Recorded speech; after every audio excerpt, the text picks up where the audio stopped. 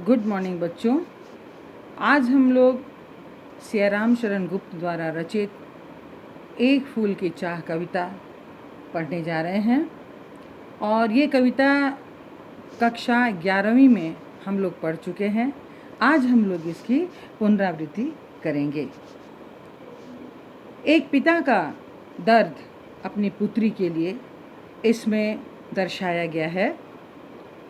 बाहर महामारी फैली हुई है और पिता डर रहे हैं कि उसकी पुत्री यदि बाहर जाएगी तो उसे भी उस बीमारी का शिकार होना पड़ेगा, लेकिन एक छोटी बच्ची अपने आप को कहाँ तक रोक पाती।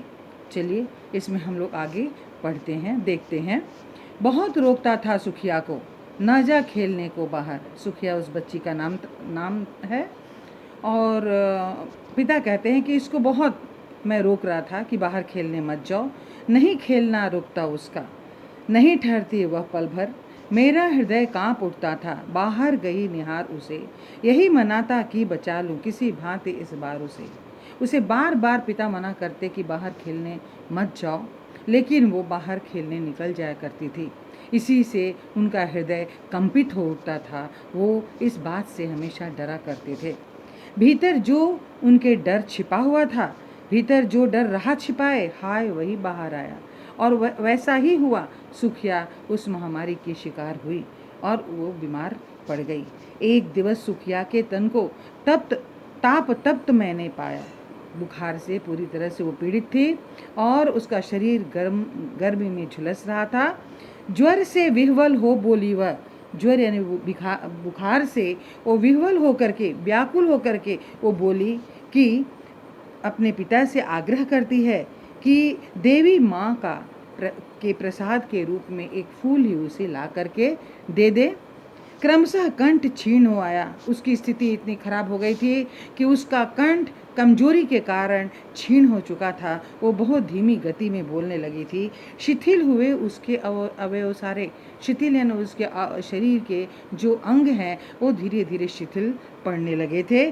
बैठा था नौ उपाय का, चिंता में मैं मन मारे। न कई तरह के उपायों के विषय में सोचता हुआ पिता अपनी पुत्री के लिए बैठा हुआ था।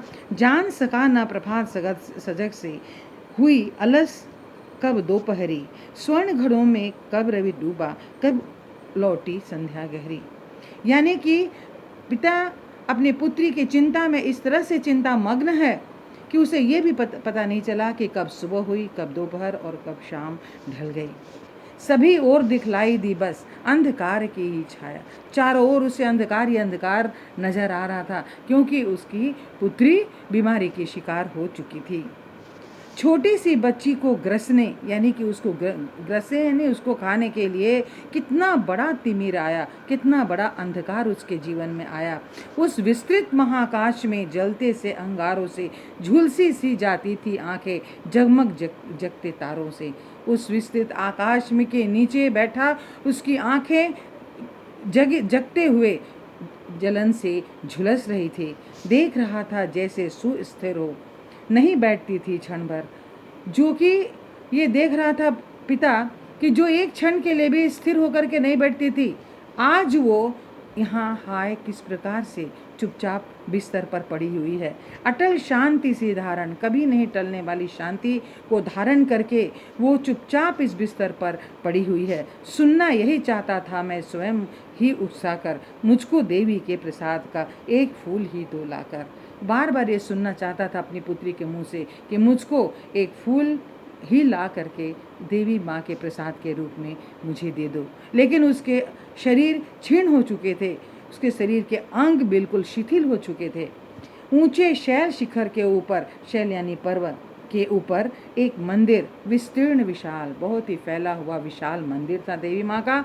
स्वर्ण कलश सरसिज विकसित थे। वहाँ पर सोने के कलश के जैसा सरसिज यानी कि कमल हंस रहे थे। पाकर समुदित रवि कर जाल, रवि यानी सूर्य की किरणों का जाल जो कि स्वर्णिम होता है, और उस फूल पर वो पड़ने के कारण फूल भी स्वर्णिम दिखाई पड़ रहा था। दीप धूल से आच्छादित था। चारों ओर दीप जल रहे थे। धूल से वो सना हुआ था। मंदिर का आंगन सारा गूंज रही थी भीतर बाहर मुखरित उत्सव की धारा। मंदिर के बाहर और अंदर उत्सव की धारा गूंज रही थी। चारों ओर पूजा पाठ का माहौल बना हुआ था। बच्चों, इसके आगे दूसरे वीडियो में